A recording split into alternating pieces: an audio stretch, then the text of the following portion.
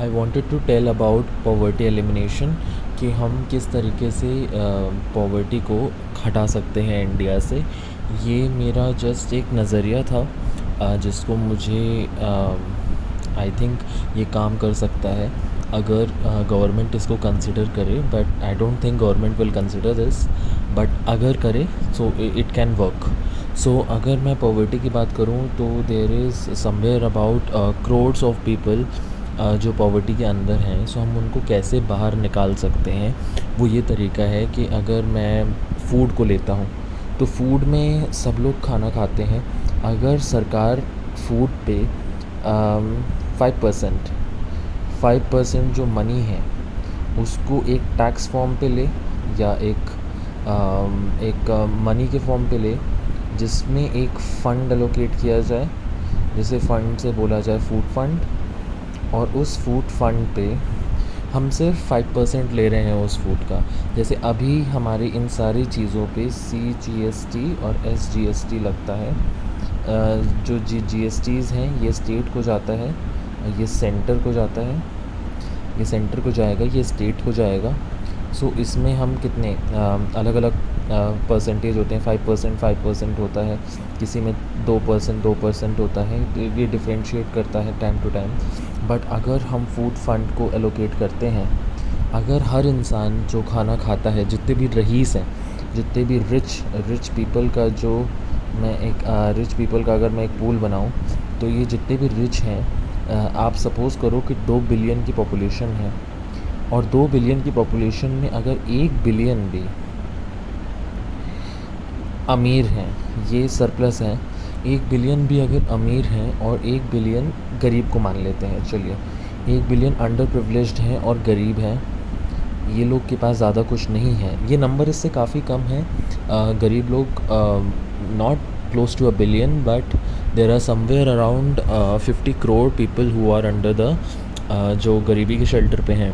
सो अगर 50 करोड़ लोग, मैं 1 बिलियन लेके चल रहा हूँ जस्ट रफ एस्टिमेट, तो अगर 1 बिलियन लोग हर रोज़ खाना खाते हैं, उसमें से खाने के ऊपर खर्च किया गया अगर हम 1 रुपया भी देते हैं, तो वो 1 रुपये I think it equals to 100 crores, and 100 crores equals 1 billion.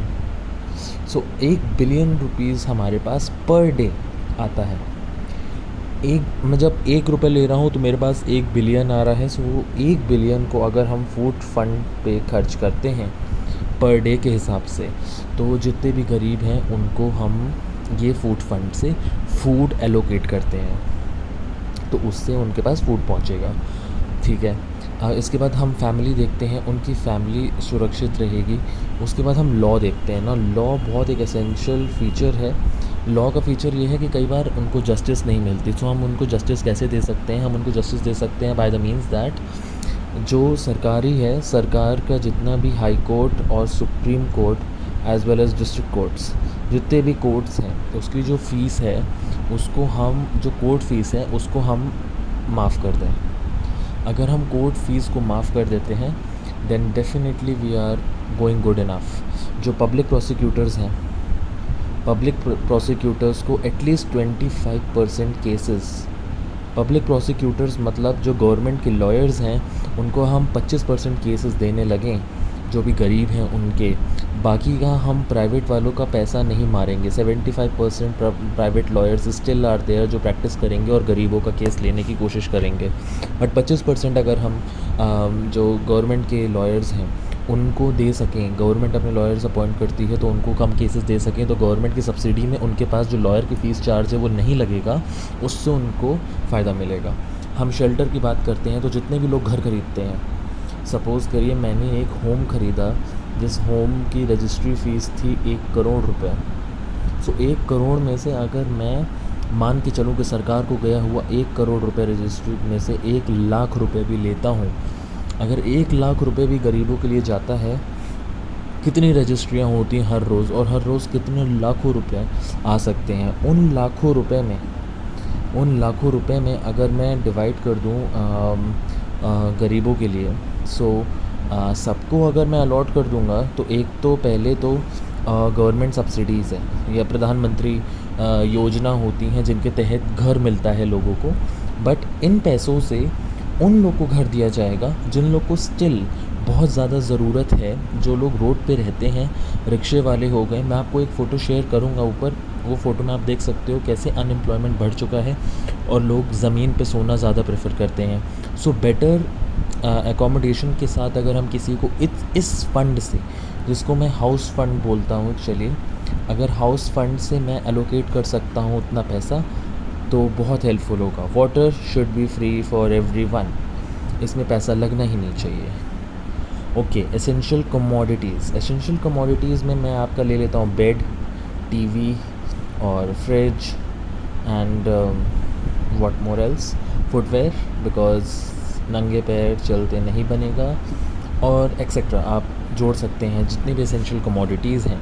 अगर हम इन सब चीज़, जो भी रईस लोग ये ख़रीदते हैं, फुटवेयर लोगों को ज़रूरत नहीं है 4-4 ख़रीदते हैं, बेड लोग एक ही ख़रीदते हैं, बट मैक्सिमम जितने लोग भी ख़रीदते हैं दे डोंट रिक्वायर टू पे that much amount of money. 7,000 का अगर कोई बेड ख़रीदता है, अगर उसमें से मैं सपोज़ कीजिए 500 रुपीज़ भी गवर्नमेंट को देता हूँ फॉर वन बेड, सो उस 500 करके ये करोड़ों रुपए इकट्ठा होगा पूरे इंडिया से, जितने लोग बेड खरीदेंगे उस करोड़ रुपए में से हम सबके लिए अगर बेड एलोकेट करा सकें, चाहे हॉस्पिटल में हो चाहे घर पे हो, इन गरीबों के लिए, so free of cost, government को ज़्यादा एक्सेसिव खर्च करने की ज़रूरत नहीं है, free of cost we can get that. TV जो भी बाहर से कंपनियां आ रही हैं उसको हम एक्साइज ड्यूटी थोड़ा सा 1% के उससे भी बढ़ा देंगे मार्जिन से, और वो गवर्नमेंट पैसा एक फ़ंड में एलोकेट करेगी, जिसको चलिए हम टीवी फ़ंड बोल देते हैं, कोई बात नहीं। सो इस टीवी फ़ंड से हम उन सबको टीवी एलोकेट करा सकते हैं, जिससे वो वेल टू डेट अपडेट रहें, देश दुनिया में क्या चल रहा है। Same with fridge, same with footwear, हम हर चीज़ पे अगर हम एक फ़ंड बना सकें, ओवरऑल आइडिया ये है कि हम हर चीज़ पे जो भी रईस लोग, जो भी रिच पीपल, जो मैं 1 बिलियन की बात कर रहा हूँ, जो रिच हैं, जो 1 बिलियन पीपल ये रिच हैं, ये सब खरीदते हैं, उसका हाफ पोर्शन CGST और SGST के अलावा, गवर्नमेंट टैक्सेस के अलावा 0.5%, जिसमें रईस लोग के लिए भी प्रॉब्लम ना बढ़े, जैसे एकदम से दाम ना बढ़ जाएं और चीज़ों इकनॉमी ना गिर जाए। साथ ही साथ हम एक ऐसा फ़ंड बना सकें जो हर चीज़ के लिए इक्वेबल हो। अब इन सब के लिए हम एक ऑफ़िस बनाएंगे, डेफिनेटली एक ऑफ़िस बनाएंगे जहाँ ये रजिस्टर होगा और वहाँ से ये सप्लाई होगा, ये सारा फ़ंड और इनके प्रोडक्ट सप्लाई होंगे। ऑफ़िस बनेगा तो एम्प्लॉयमेंट बनेगी, ओके, एंड सप्लाई एम्प्लॉयमेंट बढ़ेगी तो जॉब्स बढ़ जाएंगी, लोग इजीली एम्प्लॉय हो सकेंगे। सप्लाई बढ़ जाएगी तो गरीबी यानी पॉवर्टी नीचे हो जाएगी। अच्छा, अब इसके इफ़ेक्ट्स क्या होंगे? अगर पॉवर्टी रिड्यूस होती है, आप देखोगे अगर गरीबी हट जाती है तो लोग अच्छी जगह रहने लगते हैं, सैनिटेशन बढ़ जाता है, सैनिटेशन लोग कितना साफ़ रहते हैं बढ़ जाता है, देयर वे ऑफ लिविंग बढ़ जाता है, एंड स्टैंडर्ड बढ़ जाता है, बेटर प्रोडक्ट्स की सेल होती है, इकनॉमी बढ़ती है। साथ ही साथ प्रेगनेंसी लो हो जाती है, एक्सपेक्टेशंस बढ़ जाती हैं जॉब से, प्रेगनेंसी लो हो जाती है, प्रेगनेंसी लो होती है तो पॉपुलेशन लो होती है। फ्यूचर में इंडिया की पॉपुलेशन बहुत बढ़ रही है, अगर पॉपुलेशन लो हो जाएगी तो जॉब एम्प्लॉयमेंट बढ़ जाएगा, क्योंकि पॉपुलेशन लो हो जाएगी।